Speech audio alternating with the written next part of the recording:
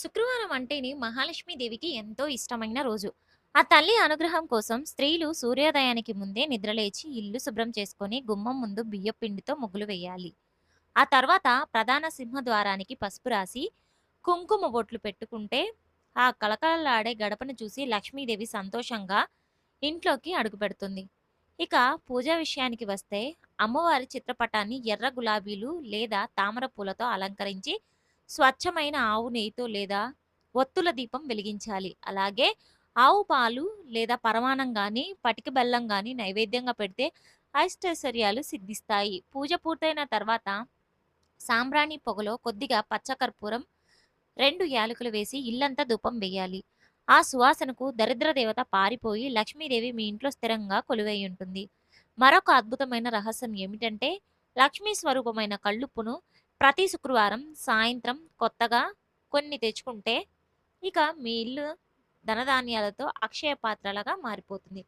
కానీ గుర్తుంచుకోండి, శుక్రవారం నాడు కొన్ని వస్తువులను షాప్ నుండి ఇంటికి తీసుకొచ్చుకోకూడదు. పూజా సామాగ్రి, దేవుని పటాలు ఒకరోజు ముందు తుడిచి పెట్టుకోవాలి. ముఖ్యంగా అనవసరపు ఖర్చులు తెచ్చే చీపురు, పంచదార అస్సలు కొనుక్కోకూడదు. అలాగే దరిద్రదేవకు ఇష్టమైన పుల్లటి నిమ్మకాయలను, చింతపండు కూడా ఈ రోజున ఇంటికి తేకూడదు. వీటితో పాటు అనారోగ్యాలు తెచ్చే చెప్పులు, శనీశ్వరునికి ప్రతీక అయిన ఇనప వస్తువులను మరియు అరిష్టాన్ని తెచ్చే లెదర్ వస్తువులు లేదా గాజు సామాగ్రి కొనడం అస్సలు మంచిది కాదు.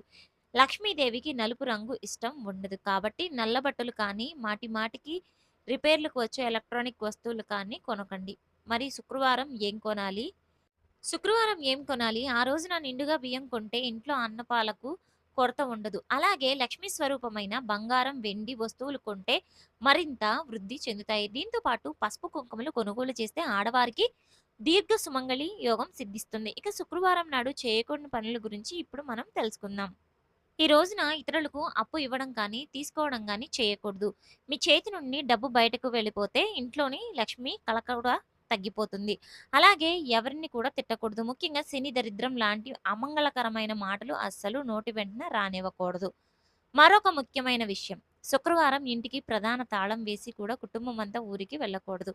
కనీసం ఒక్కసారైనా సరే ఇంట్లో ఉండాలి. వీటితో పాటు ఇంట్లో బూజు దులపడం, సాయంత్రం పూజ గదిని కడగడం, జుట్టు లేదా గోర్లను కత్తిరించుకోవడం అస్సలు చేయకూడదు.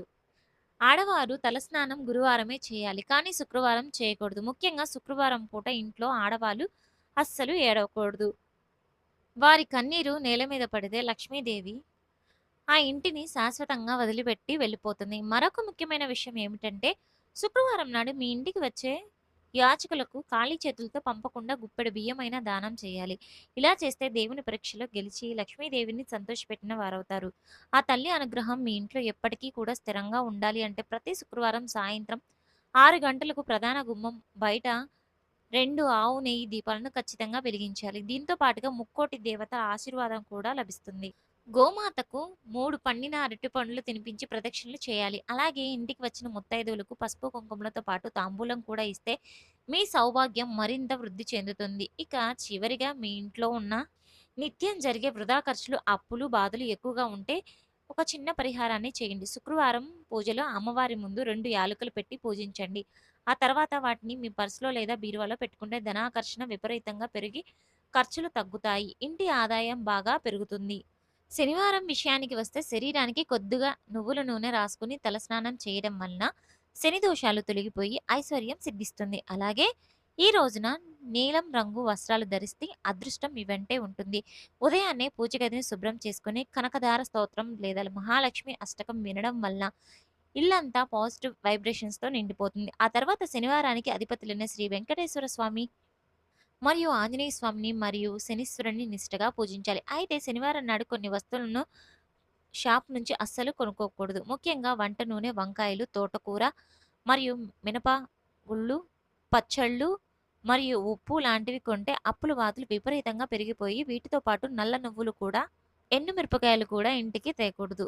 ఇవి రాహు, కేతు, శని దేశాలకు ప్రేరేపిస్తాయి. ఇక స్వామివారి పూజ అంటారా, బియ్యపిండిలో 7 వత్తులు వేసి దీపం వెలిగించి శ్రీనివాసునికి తులసిమాల వేసి ఆరాధిస్తే ఆర్థిక ఇబ్బందులన్నీ మంచులా కరిగిపోతాయి. అంతేకాకుండా స్వామి ముఖ చిత్రానికి పచ్చ కర్పూరంతో తిలకం దిద్ది ఓం నమో వెంకటేశాయ అని 108 సార్లు జపిస్తే ఆ ఏడుకొండల వెంకన్న ఎంతో సంతోషించి మీ కోరికలన్నీ వెంటనే నెరవేరుస్తారట. శనివారం పూట రావి చెట్టు మొదట్లో కొన్ని పాలు కలిపిన నీళ్లు పోసిన 7 ప్రదక్షిణలు చేస్తే జాతక దోషాలన్నీ తొలగిపోయి అలాగే ఇల్లు తుడిచేటప్పుడు కొద్దిగా కల్లుపు, పసుపు కలిపి శుభ్రం చేస్తే ఇంట్లో ఉన్న నెగెటివ్ ఎనర్జీ మొత్తం పారిపోతుంది. జీవకారుణ్యం విషయానికి వస్తే నల్ల చీమలకు పంచదార లేదా బియ్యపు పిండి వేయటం వల్ల అనుకున్న కోరికలన్నీ నెరవేరుతాయి. దీంతో పాటు నల్ల కాకికి అన్నం పెడితే పితృదోషాలు తొలగిపోయి మరియు వీధి కుక్కలకు రొట్టెలు లేదా బిస్కెట్లను వేస్తే కాలభైరవుని అనుగ్రహం లభిస్తుంది. మరొక ముఖ్యమైన విషయం ఏమిటంటే శనివారం ఉపవాసం ఉంటారు కదా! అలాంటి వారు హనుమాన్ చాలీసాను పఠిస్తే అనారోగ్య సమస్యలు తొలగిపోయి ఆయుష్షు, గుండె నిబ్బరం పెరుగుతాయి. అంతేకాకుండా ఆంజనేయ స్వామి ఆలయానికి వెళ్లి తమలపాకులతో ఆకుపూజ చేస్తే ఆర్థిక ఇబ్బందులు, శత్రు బాధ నుండి వెంటనే తొలగిపోతాయి. నరదృష్టి మరియు ఎదుటివారి ఏడుపుతో బాధపడేవారు ప్రతి శనివారం రాత్రి ఉప్పు, మిరపకాయలతో దిష్టి తీసుకుంటే ఎంతటి తీవ్రమైన దోషమైన ఇట్టే తొలగిపోతుంది. ప్రతి శుక్రవారం మరియు శనివారాలలో ఈ చిన్న చిన్న నియమాలను పాటిస్తే లక్ష్మీనారాయణ అనుగ్రహంతో పాటు అష్టైశ్వర్యాలు సిద్ధిస్తాయి.